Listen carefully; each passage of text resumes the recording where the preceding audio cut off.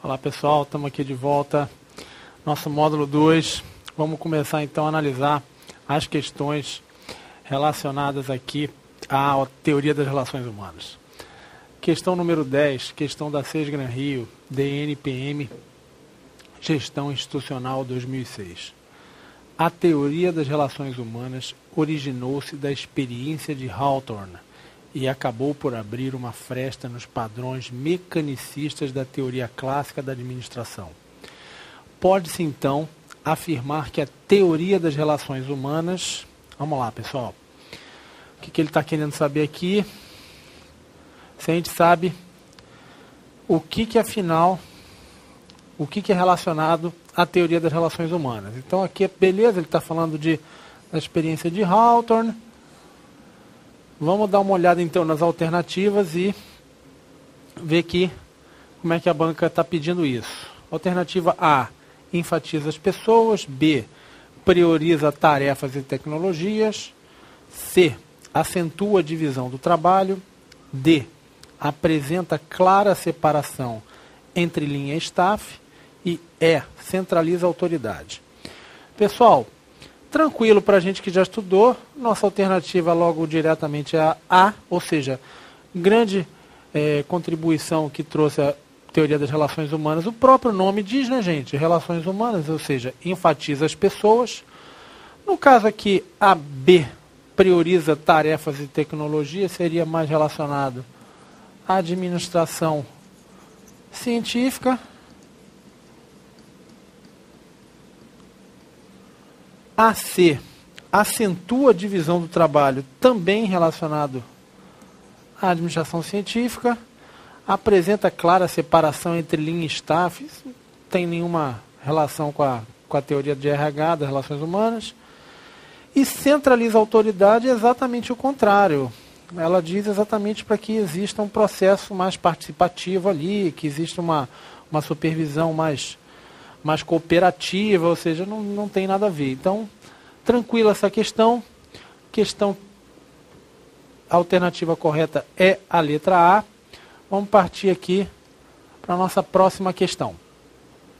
Questão número 11, questão do CESP, Ministério do Trabalho e Emprego, Administração 2008. Um marco na abordagem clássica da administração foi a experiência de Hawthorne, que buscou enfatizar a importância das condições do ambiente de trabalho para obter a maior eficiência e racionalização das tarefas. Pessoal, vamos lá. Questão do CESP, sempre vamos dar uma releitura, ver se a gente entendeu bem o que ele está pedindo. Tá? O marco na abordagem clássica foi a experiência de Hawthorne, que buscou enfatizar a importância das condições do ambiente de trabalho para obter a maior eficiência e racionalização das tarefas. Gente, a experiência de Hawthorne realmente busca analisar as condições do ambiente de trabalho, mas não para racionalização do trabalho, não. Ou seja, buscando maior eficiência, também discutível, mas principalmente não é isso, a racionalização das tarefas não é a preocupação da experiência de Hawthorne. A experiência de Hawthorne liga com o quê? Com os grupos, com essa interação entre as pessoas, os grupos informais. Ou seja, gente, não lida com racionalização de tarefa nenhuma. Isso seria mais relacionado com a administração científica. Então, essa questão está incorreta. Questão não faz sentido. Vamos para a nossa próxima questão, questão da ESAF, Agência Nacional de Águas, Analista Administrativo, 2009. A Escola das Relações Humanas diferencia-se por ideias centrais das quais originaram-se críticas implacáveis contra o Homo economicus, modelo elaborado pela escola clássica. Analise as afirmações abaixo e selecione a opção que representa o resultado de sua análise. Vamos lá, gente. A primeira aqui. Na escola das relações humanas, o homem é apresentado como um ser que não pode ser reduzido a esquemas simples e mecanicistas. Então vamos lá, gente. Na escola de relações humanas, o homem é apresentado como um ser que não pode ser reduzido a esquemas simples e mecanicistas, ou seja, fora daquele sistemas do homo econômicos. Então, gente, ela está correta, está verdadeira. Essa alternativa está ok. Vamos ver as outras aqui. Na escola das relações humanas, o homem não é condicionado pelo sistema social e sim pelas demandas biológicas. Pessoal, é o contrário.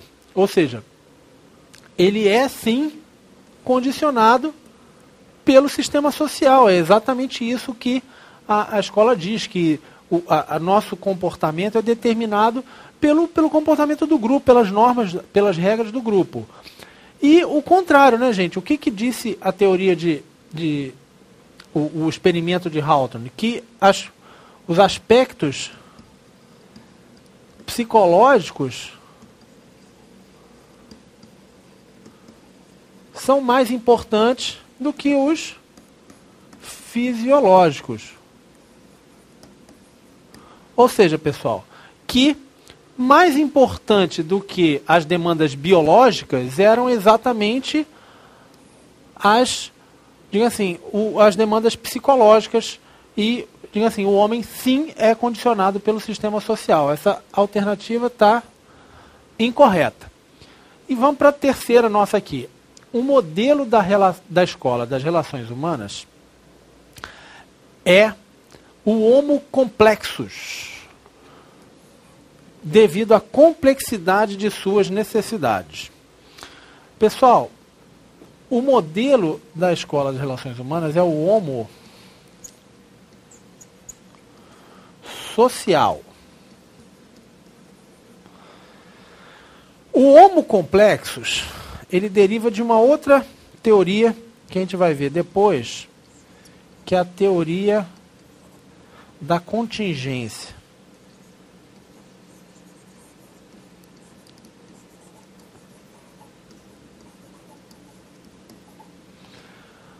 Então, gente, essa aqui também está incorreta. Como a gente viu, a primeira aqui estava correta, as outras duas incorretas, então vamos buscar aqui, a nossa alternativa é a alternativa C, que é o gabarito da questão. Ok, pessoal? Vamos aqui começar a ver, então, teoria dos sistemas. Teorias do sistema, gente, basicamente foi a primeira teoria que começou a analisar exatamente o que a gente chamou de sistema aberto, ou seja, que vê as organizações pelo mesmo prisma como são vistas a natureza, os seres vivos, ou seja, essa teoria, na verdade, ela foi trazida da biologia. E ela, na verdade, ela vê o que, gente? Ela começa a analisar que, na verdade, as empresas elas não estão no vácuo, elas não estão isoladas do resto da economia, da sociedade. Então, começa a analisar o quê? Que, na verdade, cada organização é um sistema e um sistema que se relaciona com diversos outros sistemas. Tá? Então, na verdade, o que ela diz? Que o modelo é um modelo de sistemas abertos, ou seja, que troca informação, troca energia, troca recursos com o meio ambiente externo. E é o que, gente? Cada sistema é um sistema complexo com partes interrelacionadas, ou seja, o setor de RH depende, em certo aspecto, do setor de vendas. O setor financeiro necessita do setor de contabilidade, ou seja, as partes elas têm que se interrelacionar, elas têm que trocar informação para que aquela organização consiga funcionar. E, além de estar as partes se interrelacionando, também a empresa troca informação, ou seja, há uma troca de informação, de energia, de recursos com o meio externo. Tá? Ou seja, ela vê exatamente o quê? Entende essa interdependência, ou seja, de que cada setor, um depende do outro, e que, além disso, você tem para aquela empresa funcionar, muitas vezes você precisa que aquele setor funcione da economia. Ou seja, que não basta muitas vezes aquela empresa se preocupar com seus aspectos internos, quando, por exemplo, imagina uma grande empresa, uma Petrobras, ela vai operar, por exemplo, é descoberto um poço de petróleo vamos imaginar um lugar qualquer, por exemplo, na Ilha de Marajó. Se eles querem implantar um grande complexo, por exemplo, nesse local, eles têm que se preocupar com outros aspectos que muitas vezes não estão relacionados diretamente à empresa. Como, por exemplo, se tem escola nessa região, se tem hospital, se aquela digamos assim, localidade tem pessoas que podem trabalhar, se tem infraestrutura na região, ou seja, diversos aspectos, por exemplo, se é um outro país, se a legislação pode ser mudada, se o aspecto político daquela região comporta aquele investimento, ou seja, entender que, na verdade, você não pode se preocupar única e exclusivamente com como funciona a tua empresa, que você tem que entender o quê? Como que ela vai se relacionar e como que ela vai... quais são as relações de interdependência que existem entre essa empresa, essa organização e o resto da sociedade como um todo. Ok, pessoal? Vamos lá. Então, quais foram as contribuições da teoria de sistemas? Uma coisa que mostrou, gente, é que não tem solução perfeita, ou seja, que não existe uma maneira só de administrar, uma receita de bolo, como se diz na administração, ou seja, não tem como você padronizar uma maneira de administrar, ou como tudo, digamos assim, uma maneira que se você fizer aquilo, vai dar certo em qualquer caso. A outra grande contribuição foi que inseriu o ambiente externo dentro do contexto, ou seja, você passou a pensar a organização não só voltado para dentro, autorreferenciada, como a gente diz, mas se preocupando com essa troca de energia, de informação com o ambiente externo. E essa teoria acaba depois levando a teoria que a gente vai ver depois, que é a teoria das contingências, ou seja, essa ideia de que você deve, na verdade, ter uma percepção, uma sensibilidade para adaptar as soluções que existem administrativas a cada caso. Ou seja, que cada caso tem que ser analisado com o seu contexto e cada ferramenta tem que ser utilizada, cada solução, de acordo com uma realidade e não você padronizar que isso seja feito tudo igual, sempre independente do tamanho da empresa, independente de como a empresa, do setor que ela opere e por aí vai. Tá? Vamos dar uma olhada aqui, gente. No caso de concursos, que é o nosso foco, que é a nossa preocupação, a gente tem que se preocupar principalmente com esse vocabulário da teoria de sistemas, que é muito cobrado. As bancas adoram cobrar esse vocabulário e isso aqui, principalmente esses termos aqui que eu botei, são muito recorrentes. Então vamos analisar um a um, gente, para vocês não se embananarem com isso, não errarem mais questão que peça a teoria dos sistemas. O primeiro termo, gente, é o termo do feedback. Feedback, gente, na verdade, nada mais é do que o retorno. Retorno do quê, gente? Na hora que a gente está falando de sistemas, o que é um sistema? Existe uma entrada, um processamento, agrega-se valor a alguma coisa, algum produto, vai sair um produto daqui. Ou seja, você entra material, informação, gente, isso é trabalhado aqui, agrega-se, digamos assim, valor a isso aí, sai um produto. E existe um retorno, ou seja, existe uma informação. Esse produto ficou bom? Esse produto, digamos assim, vendeu, teve qualidade? Ou seja, o feedback é exatamente essa retroalimentação. Ou seja, esse retorno do resultado daquele sistema, daquela organização. Então, o feedback é fundamental, porque se você não tem informação de como está funcionando aquela tua empresa, como é que você vai corrigir? Ou seja, a gente vai falar depois, quando a gente falar de controle, o controle é fundamental. Se você não mede resultado, na verdade, você não está dirigindo. É como se fosse, imagine você dirigir de olhos fechados. Seria impossível, não é verdade? Você ia bater no primeiro poste que aparecesse. Por quê? Porque você não está tendo exatamente esse retorno, essa retroalimentação que o teu olho te dá. Então, na verdade, o feedback, ele funciona exatamente para isso. Ele é o teu retorno, ele é, digamos assim, a resposta que você está tendo, assim, quais são os resultados que estão saindo desse teu sistema, tá? O segundo seria o da sinergia. Pessoal, sinergia ou processo sinérgico é muito falado na administração. Por quê? Porque, digamos assim, sinergia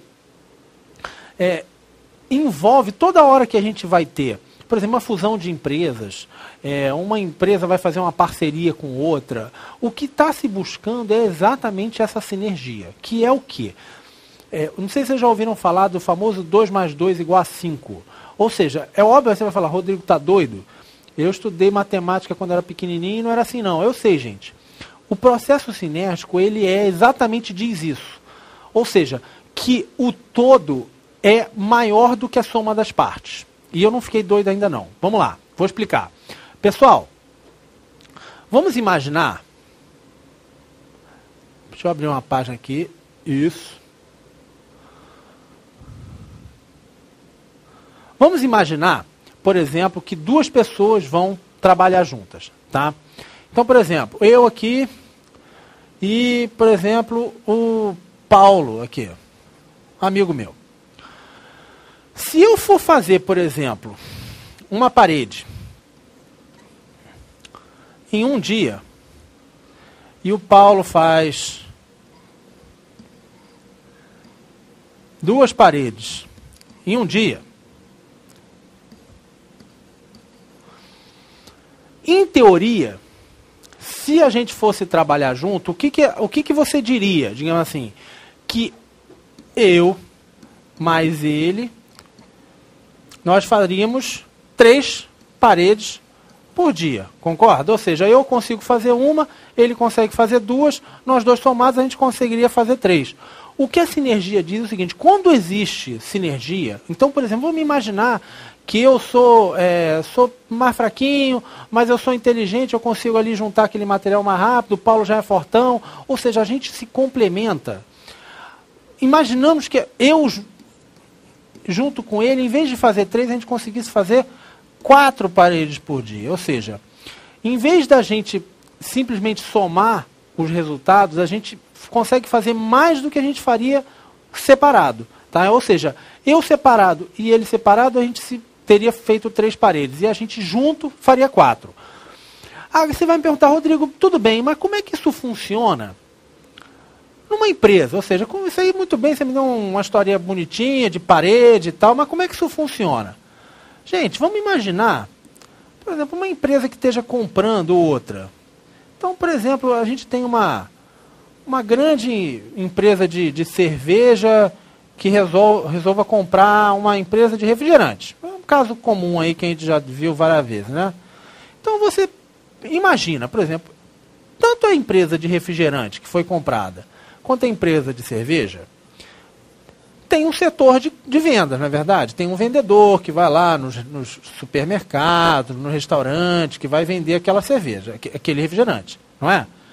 Então vamos imaginar aqui a empresa de refrigerante e a empresa de cerveja. Vão se juntar na empresa ABC aqui. Agora pensa bem, gente. Vamos imaginar que essa aqui ela tem uma receita de 150 milhões. E essa aqui tem uma receita de 300 milhões, tá? Anual.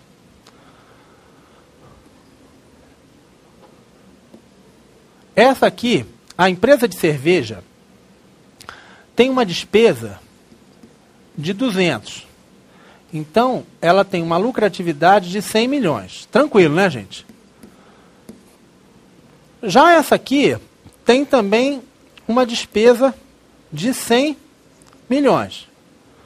Com uma lucratividade, então, de 50.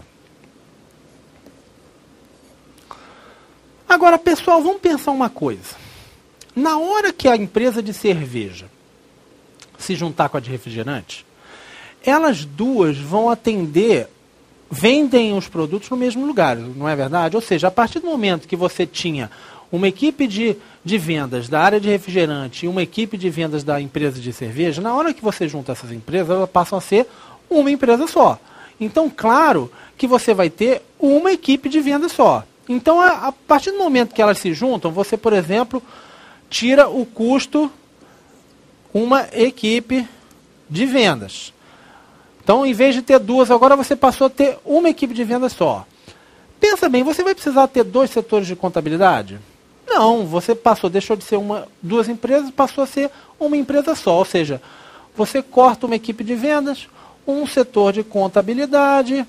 Ou seja, vocês já começaram a entender o que eu estou querendo dizer, não é verdade? Ou seja, em vez de 2 depósitos, vocês vão passar talvez a ter 1 depósito. O custo, gente, vai se reduzir. Não necessariamente mudando o quê? O número de cervejas e refrigerantes vendidos. Ou seja, vamos imaginar que em vez daquilo, a gente somaria. As empresas somadas teriam uma receita de 450 milhões. E em vez de 300 milhões, seria 100 mais 200 aqui, 100 de uma mais 200 da outra, ela teria, vamos lá, deixa eu ver aqui, 250, para ficar a conta fechando aqui. Ou seja, a despesa de 250, porque eu consegui o quê? Cortar custos. Com isso eu teria uma lucratividade de 200 milhões, em vez do que seria 150, ou seja, 100 de uma mais 50 da outra. Esse processo, gente, é o que a gente chama de sinergia. Ou seja, a partir do momento que você conseguiu juntar 2 empresas, como elas são complementares de alguma forma, como elas juntas, elas conseguem atingir ou o mesmo resultado com menos custo, ou mais resultado com o mesmo custo, houve o quê? Sinergia. Ok, gente? Então o processo sinérgico sempre lembra disso. 2 mais 2 igual a 5. Ou seja, a soma daqueles fatores dá um quê? Um resultado maior do que aqueles fatores separados. Ok, pessoal? Então vamos voltar lá. Sinergia, então, gente, processo sinérgico é sempre quando ocorre. Você junta 2 partes que separadas dariam menos do que o todo quando elas se somam, tá? Vamos lá para o próximo termozinho importante, o conceito de holismo, gente. Quando a gente fala holismo, é como se a gente estivesse tentando explicar para as pessoas de que, na verdade, aquilo ali tudo está interconectado, aquilo ali tudo é um todo. É muito comum a gente falar disso quando a gente fala do meio ambiente. Ou seja, olha, fulano, não joga lixo na praia, porque isso aí vai fazer com que os peixes vão morrer. Ou seja, e aí o peixe morrendo, o pescador vai ficar sem emprego. Ou seja, tudo está interconectado. Então, na verdade, você tem que entender que uma mudança num lugar vai acabar afetando o outro. Tá? Então, o holismo, gente, é bem tranquilo, ou seja, muitas vezes algo que você mexe, por exemplo, algum recurso que você mexe, a princípio você acha que aquilo ali não vai afetar outra parte da empresa, ou outras, a imagem da empresa lá fora, ou seja, que você tem que entender de que tudo está interconectado, de que na verdade tudo isso aqui faz parte de um todo, tá? O outro, gente, é um conceito de homeostase.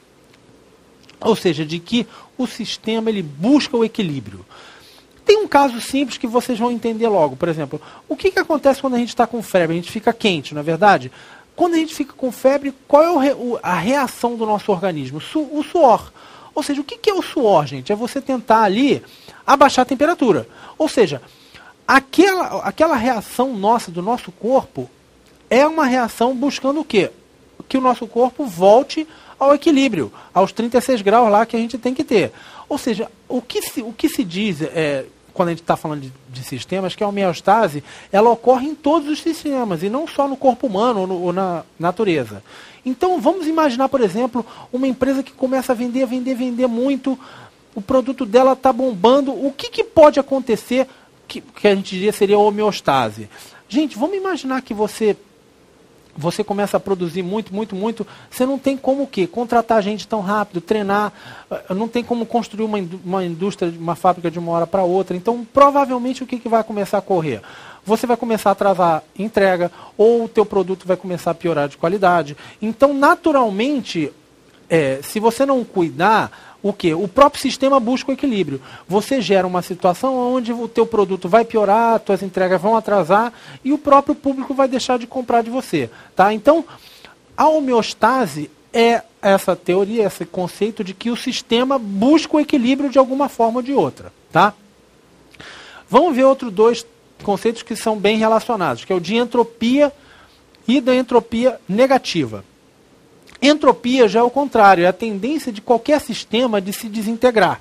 Ou seja, se você deixar aquele sistema parado, a tendência dele é ele ir envelhecendo, ele ir piorando, ele ir apodrecendo. Ou seja, se você não se preocupar em ter essa recarga positiva, ou seja, de continuar suprindo ele de recursos, de energia, de seja lá o que for necessário para que aquele sistema continue operando, ele vai se desintegrar. Já a entropia negativa é o contrário. Ou seja, preste bem, porque normalmente isso é cobrado, isso é bem pegadinha. A entropia negativa, na verdade, ela é positiva. Ou seja, a entropia negativa, ela traz o que? Energia nova para o sistema, evita com que ele se desintegre. Tá? Então, a entropia é a tendência dele se desintegrar, e a entropia negativa é o que? É o contrário, é o reforço. É você pôr energia de volta naquele sistema. E, por fim, o conceito de equifinalidade, que é um conceito que é bem, a gente vai falar bastante dele, tanto na teoria de sistemas quanto depois na teoria de contingências, que é exatamente essa ideia de que não tem um caminho só. Não tem uma solução única, uma solução padrão. Você pode atingir os mesmos objetivos de caminhos diferentes, de modos diferentes. Então, na verdade, não tem receita de bolo. Não tem um caminho só. Cada um pode atingir os mesmos objetivos de caminhos diferentes, de modos diferentes. Ok? Não existe o que a gente dizia, por exemplo, na teoria do Taylor, que existe aquela maneira certa de fazer um trabalho. Existem diversas maneiras com que pode ser feito aquele trabalho. Pessoal, daqui a pouquinho a gente volta, vamos começar a comentar as questões relacionadas à teoria de sistemas. Daqui a pouco eu volto. Abraço para vocês aí. Até mais.